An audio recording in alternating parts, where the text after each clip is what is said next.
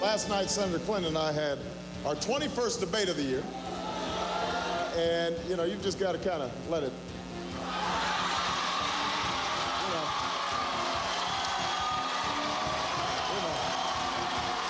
Having been in the White House for 8 years and seeing what happens in terms of the pressures and the stresses on a president, that was nothing.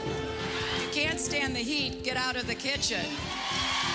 Barack Obama and Hillary Clinton reacting to Wednesday night's debate. Barack Obama with a little nod to Jay-Z there. We, of course, also stirred up a debate with our questions on Wednesday night and some criticism, too. That comes with the territory. But here to debate everything about the debate, I'm joined, as always, by George Will, Cokie Roberts, and Sam Donaldson. Welcome you all to our new home. It's great here. So, George, Wednesday night, first impression, last impression. In 21 debates, the two most interesting and revealing questions were asked in this debate, and they were not about his friends or his lapel pins. They were about policy. One was on capital gains, where he conceded the premise of the question, as he should, because it's true that when you raise capital gains taxes rates, you lower revenues from that, and said he'd do it anyway, even if it reduced the return on American investment, even if it cost the government revenues, he'd do it out of some abstract commitment to fairness. And then on raising Social Security taxes, or the body of income susceptible to the 12.4% rate, he clearly says he's considering raising taxes on those making more than $103,000, much less than what he had at $200,000. I asked Senator McCain, what's the principal difference between that and raising the Medicare premium for people at the same income level? Well, a Medicare premium is an entitlement program to which you are susceptible if you get ill. Social Security is a tax to which you're susceptible if you live in America. And Social Security is not an entitlement program? Excuse me, but let me go back to the debate, your question. There are two things. I wish, George, that the people who control the elections in this country, let's say the people in the middle, looked at the policy and thought about the capital gains tax. I think, though, over a good number of years, I've discovered they look at character. They look at, do I like this person? Do I trust this person? All of those issues that were brought up in the first half of the debate. And I wish Senator Obama's fans, in and out of the media, would concentrate on his answers and say he gave a good answer here. Not that the question was off base. When you attack the questioner, you attack the messenger. Look at his answers and defend them and say he gave good replies, and that will satisfy people, if you can. He does a good job sort of after the fact. I mean, the brushing his lapel was good. He did the same thing, you know, with Hillary Clinton after his bitter remark. Also comes up with big endorsements on Thursday and Friday to make up for it as well. Which was very wise, yes, have those announcements come out.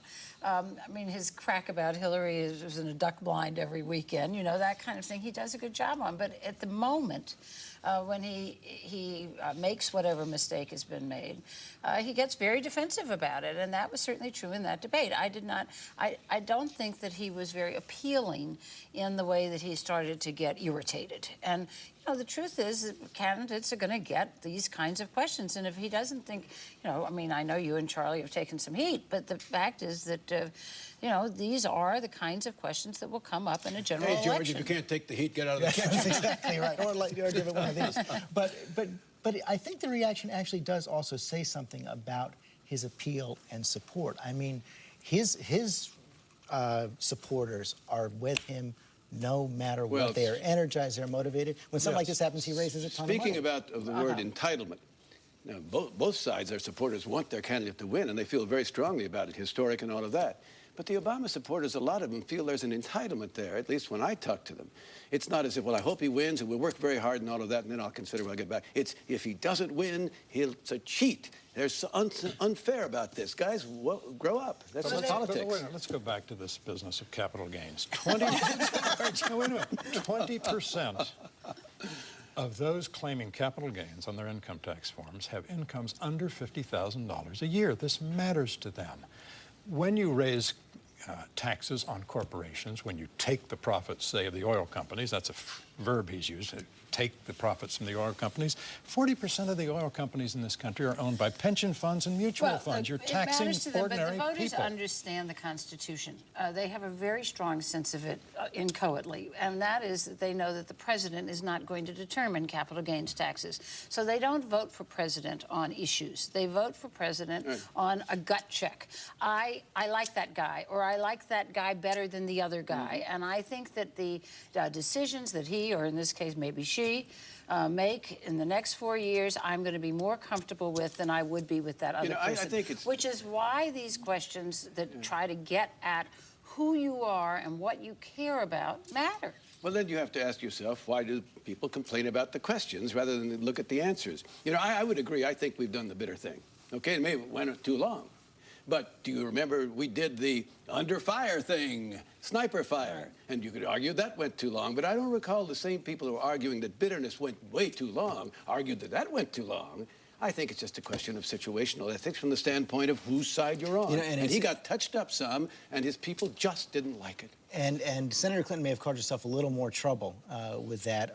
In the days coming out, we saw a new release of a tape that she made to a fundraiser where she took on MoveOn.org. MoveOn.org didn't want us to go into Afghanistan. I don't agree with them. They know I don't agree with them. So they flood into these caucuses and dominate them and really intimidate people who actually show up to support me. This is not going to help her in a time when she's already in some trouble. I think she's written them off. She knows that the candidate of the left, and again, this is rational. The electorate has figured out that Obama is the most left-wing candidate and have rallied around her. She has to win some other way. Yeah. Well, now, if he's the most left-wing candidate, and you look at elections, beginning with George McGovern at least, and say, when the Democrats put up someone who's far to the left, they don't win, why do you think Obama can win? I'm not sure he can. He's beginning to convince me he has a problem because this remains a center-right country. And while Cokie's right that people evaluating a presidential candidate go for a gut check, the gut check involves who he is, but who he is or she is because of what they believe in. And what we've heard this week, we can come to Mr. McCain in a minute, what we heard this week from the probable Democratic nominee is that he wants to raise taxes on a lot of people, beginning with those earning about $100,000 a year, a household. That's a Chicago cop and a Chicago teacher. And I guess we'll see a lot of the results coming out of Pennsylvania and see which argument they were more persuaded by. And Cokie, right now, it is almost impossible to read. I mean, you open up a different poll every single day in Pennsylvania. Because there's still all these undecided voters in Pennsylvania. What are they waiting for? You know, but I guess they've just been so barraged at this point. I mean, Obama has spent almost $2 million on television advertising alone. And, probably twice as much as Senator Clinton. Yes, 2 to 1. And, yeah, 2 to 1. But so I think that the reason nobody knows what the outcome is going to be is because there's such a high undecided voter. Well, in recent primaries, she's won the last-minute undecided voters. I don't know what's going to happen in Pennsylvania, but it ought to be her state. And the question is, the expectations that have been set. Where are they now? Well, in my mind, she needs to win. Now, if she wins by half a point or a point, that's really not good enough. But I can't tell you whether it's 6 points or 8 points. But I know that Senator Obama's people are putting it much higher. And in the press, we're generally putting it, you have to win double digits. So I pose it to you. What if she wins by 10 points? Do you think people will say, well, that fulfilled the expectations? Wrong. They'll say, oh, it should have been 15 points. I think a lot of it will depend. I think the bar is about, over and under is about 10. Right. And it depends on these superdelegates. I mean, every single time, Senator Obama, when he's had a loss, the next day has had 2, 3, 4 superdelegates. I think the number they're looking for is about 10. And if he's closer than 10, you'll see a lot of superdelegates. Well, I think it also it's not just the percentage, it's who the voters are. Exactly. And if what you're looking at is a bunch of Reagan Democrats, as they've come to be called, going for her overwhelmingly, that's going to get the attention of superdelegates. There's no question about that.